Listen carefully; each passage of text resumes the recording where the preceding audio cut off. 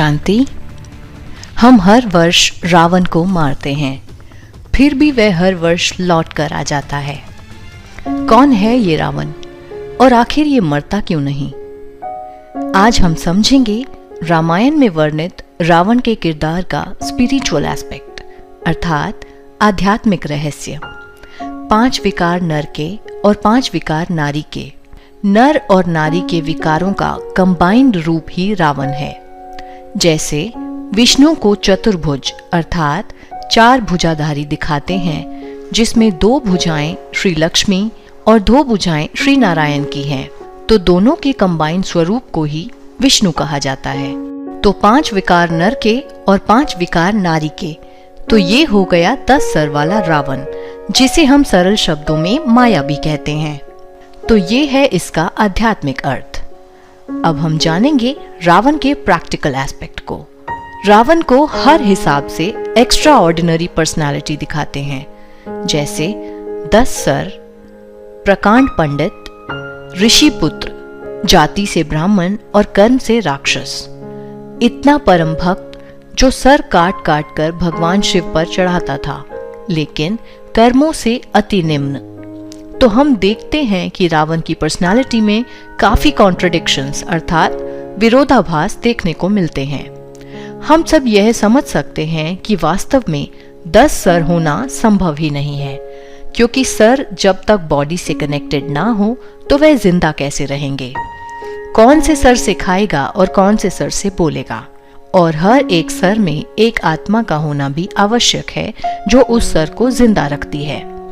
तो 10 सर का वास्तविक अर्थ है एक आम इंसान से 10 गुना ज्यादा दिमागी शक्ति। रावण में इतनी अधिक दिमागी ताकत थी जो 4 वेद और 6 उपनिषद रट सकता था, या फिर विज्ञान की चरम सीमा तक पहुंच सकता था, लेकिन वो अपना ही कल्याण नहीं कर सका। इसलिए उसके सर पर गधा दिखाते हैं। तो सर पर गधा अर्थात गधा बुद्धि, जो मूर्खता का प्रतीक है। फिर आप देखिए कि जाति का ब्राह्मण और कर्म से राक्षस आज के समाज का प्रतीक है कि आज के समाज में ऊंची जात बिरादरी की कमी नहीं है, लेकिन ऊंचे कुल के बावजूद भी निम्न श्रेणी के कर्म सब तरफ दिखाई देते हैं। आज चोरी, डकैती, रेप, अत्याचार और भ्रष्टाचार, इस तरह के घृणित कर्म सब तरह की जात और बिरादरी में देखे जा सकते हैं। फिर हम देखते हैं कि एक तरफ तो रावण भगवान का भक्त था और दूसरी तरफ उसने भगवान का ही सामना किया।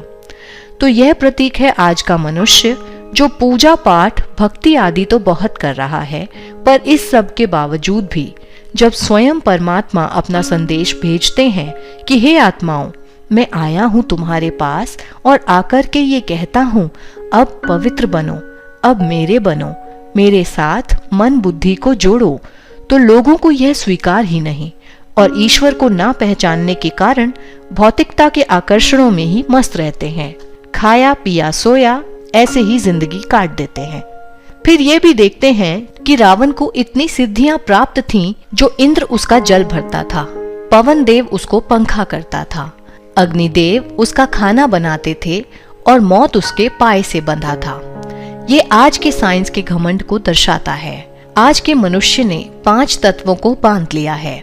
जैसे नल के माध्यम से पानी घर घर पहुंच गया है, इस प्रकार मनुष्य ने इंद्र देव को बांध लिया है।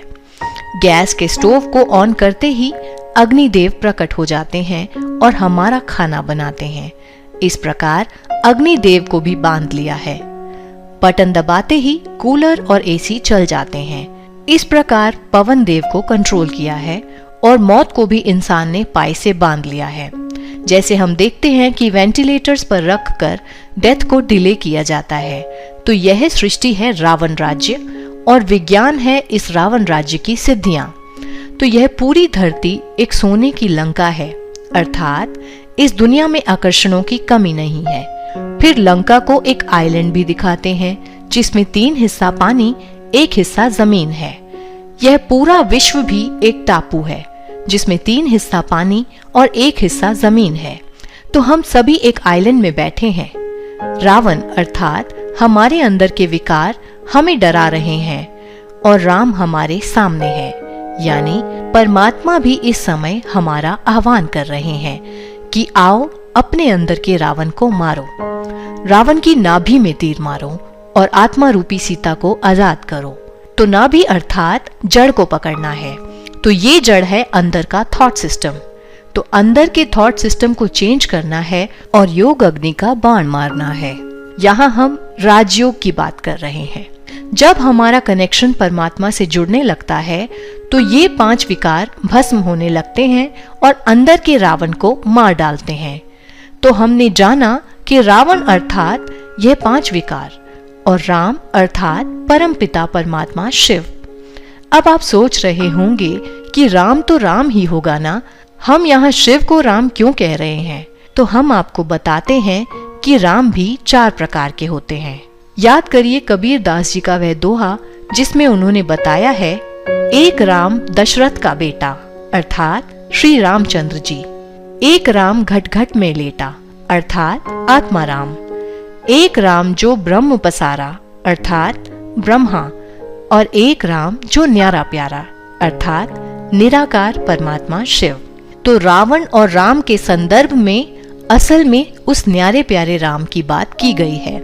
इसलिए ही कहते हैं राम नाम सत्य है।